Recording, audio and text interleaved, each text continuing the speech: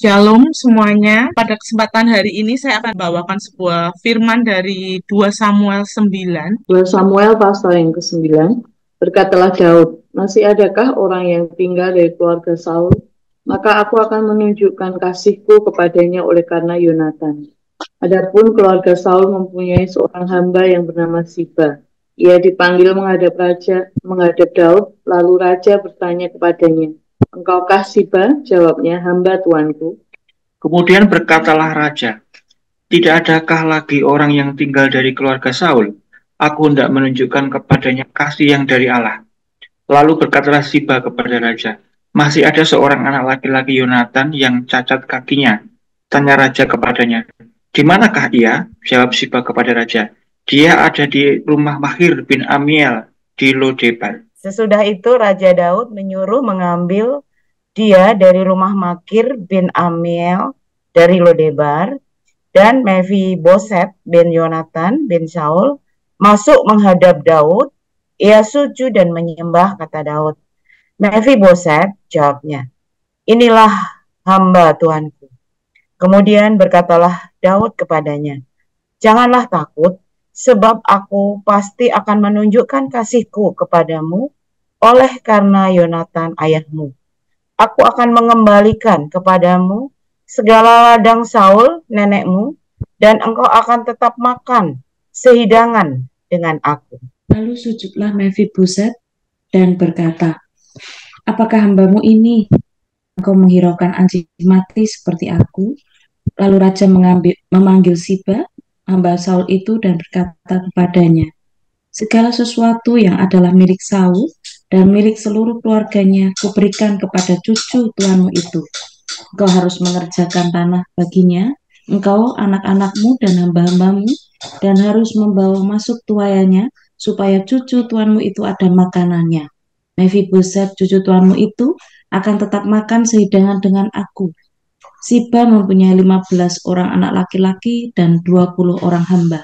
Berkatalah Siba kepada raja, hambamu ini akan melakukan tepat seperti yang diperintahkan tuanku raja kepadanya. Dan Mephiboset makan sehidangan dengan Daud sebab sebagai salah seorang anak raja. Mephiboset mempunyai seorang anak laki-laki yang kecil yang bernama Mika. Semua orang yang diam di rumah Siba adalah hamba Mephiboset. Demikianlah Mephiboset diam di Yerusalem sebab ia tetap makan sehidangan dengan raja ataupun kedua kakinya timpang. Amin. Ya, terima kasih untuk pembacaan firman-Nya. Nah, kalau kita melihat di pasal ini, kita bisa melihat sebuah kasih yang diberikan oleh Daud kepada keturunan dari Saul atau keturunan dari sahabatnya Yonatan, yaitu Mephiboset. Nah, ketika membaca ini ya, ada sebuah sikap yang patut kita teladani, bagaimana Daud itu bersikap terhadap keturunan Saul, sekalipun kita bisa melihat di ayat-ayat sebelumnya bagaimana Saul membenci Daud. Saul terus berusaha mencari cara agar Daud ini dibunuh. Ternyata Daud memiliki sikap yang berbeda. Daud punya kasih. Daud tidak mau menyentuh Saul yang adalah orang yang diurapi. Nah, di dalam pasal ini ada 3 bagian. Yang pertama adalah dari 2 Samuel 9 ayat 1 sampai 4, yaitu bagaimana kasih Daud dan pencarian terhadap keturunan Saul dan Yonatan. Yang berikutnya 2 Samuel 9 ayat 5 sampai 8 adalah perhatian Daud terhadap Mephiboset, yaitu anak dari Yonatan. Dan 2 Samuel 9 ayat 9 sampai 13 adalah bagaimana pemeliharaan Tuhan atas Daud atau pemeliharaan Daud terhadap Mephiboset. Nah, di bagian pertama saya akan menjelaskan ya bagaimana kasih dan perhatian Daud terhadap keturunan Saul, keturunan sahabatnya, ya, dengan pencarian terhadap keturunan Saul yang masih tersisa. Di ayat ini dijelaskan atau dituliskan, ya, berkatalah Daud, masih adakah orang yang tinggal di keluarga Saul? Lalu Daud pun mengatakan bahwa dia akan menunjukkan kasihnya kepada keturunan Saul karena Yonatan sahabatnya. Walaupun kita tahu ya, Saul ini adalah musuh sejatinya Daud, tetapi Daud tetap punya kehendak untuk mengasihi keluarga Saul, keturunan Yonatan. Dan seorang hamba yang bernama Siba, Siba ini adalah hamba yang sudah lama bekerja untuk keluarga Saul. Kemungkinan dia tahu betul bagaimana kondisi keadaan keluarga Saul. Siba ini dipanggil menghadap Daud. Dan Siba mengatakan bahwa masih ada anak laki-laki dari Yonatan yang cacat kakinya.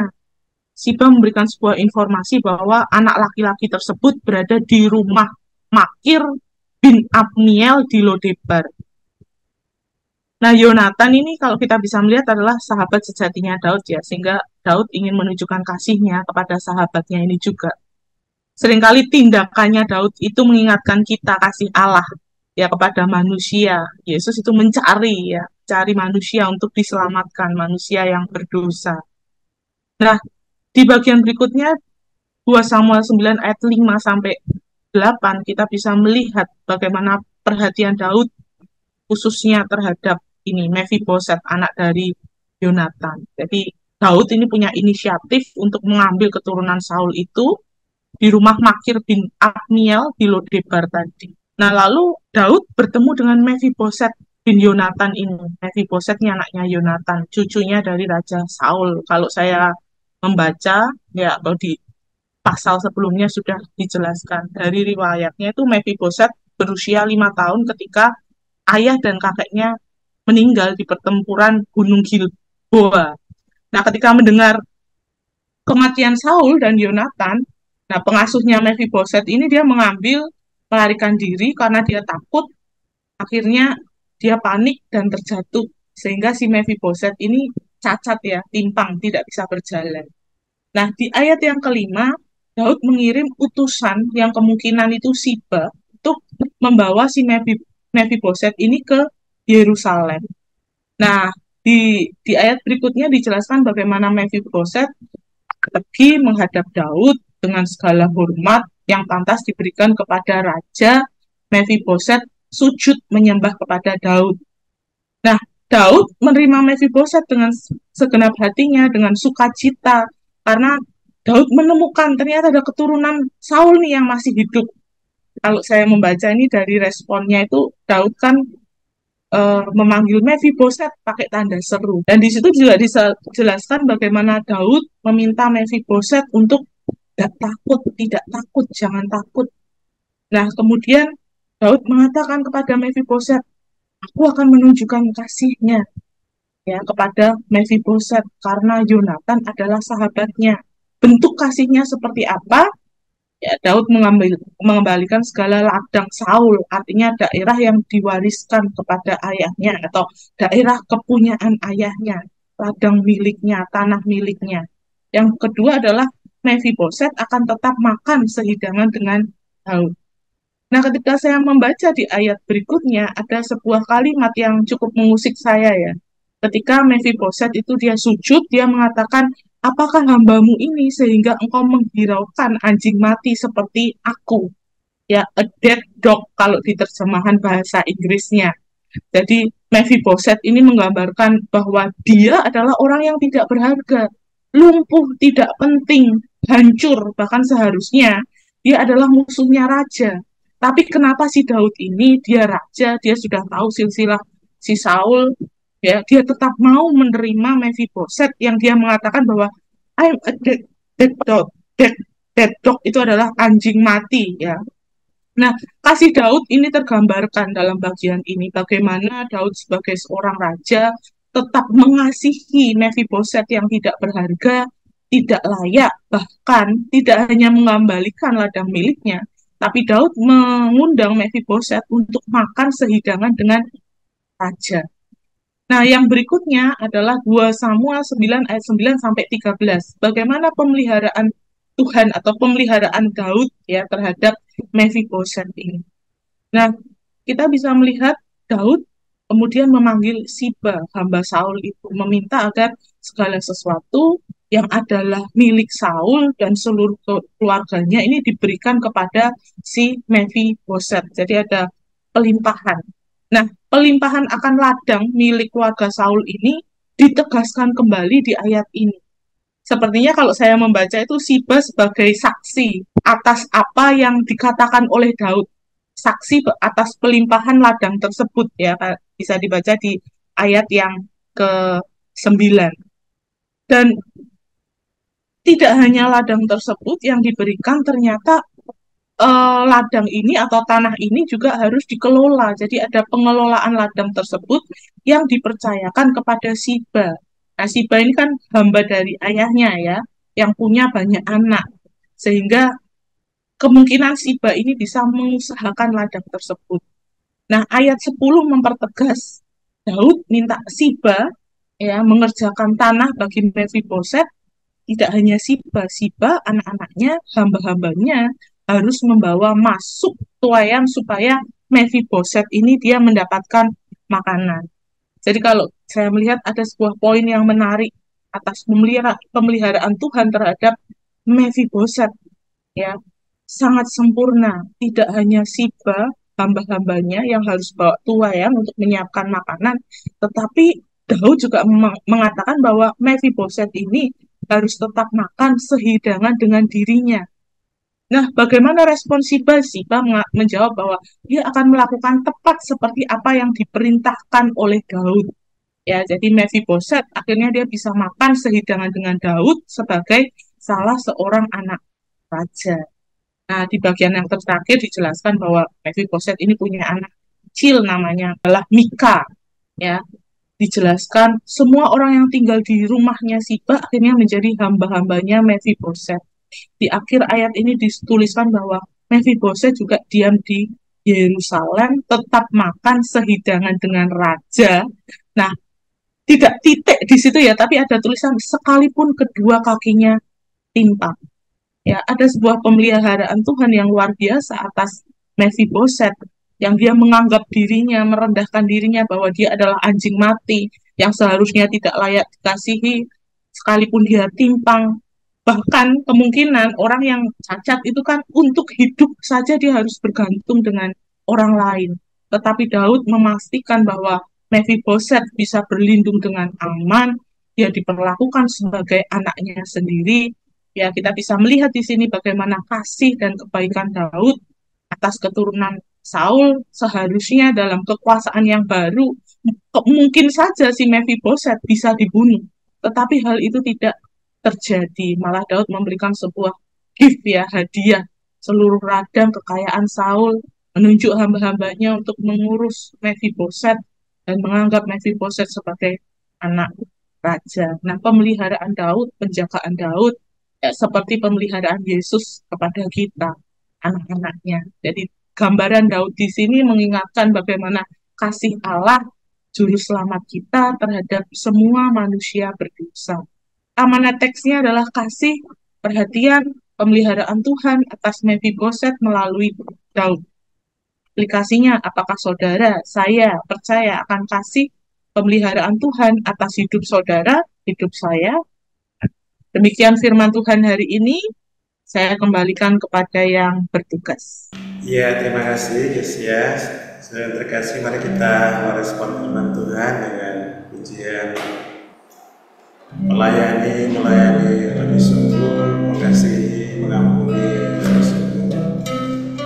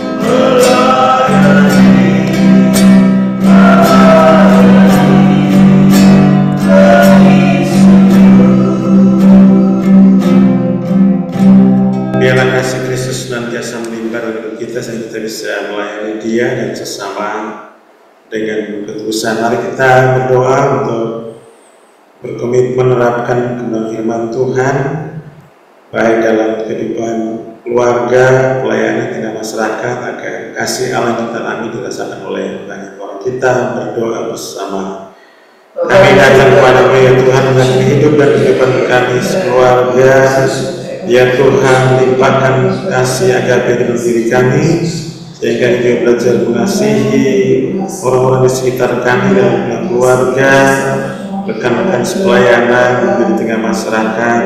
Penuhkan kami kasih agape untuk mengasihi orang-orang yang perlu kami kasih dengan penuh ketulusan, kesungguhan, bahkan kerelaan berkorban, sebagaimana Engkau Allah yang terlebih dahulu mengasihi kami dalam Kristus Tuhan. Ingat doa dan komitmen kami, Tuhan, tolong kami, Roh Kudus, mampukan kami untuk menyatakan kasih secara nyata kepada sesama kami. Di dalam nama Tuhan kami Yesus Kristus kami berdoa. Amin.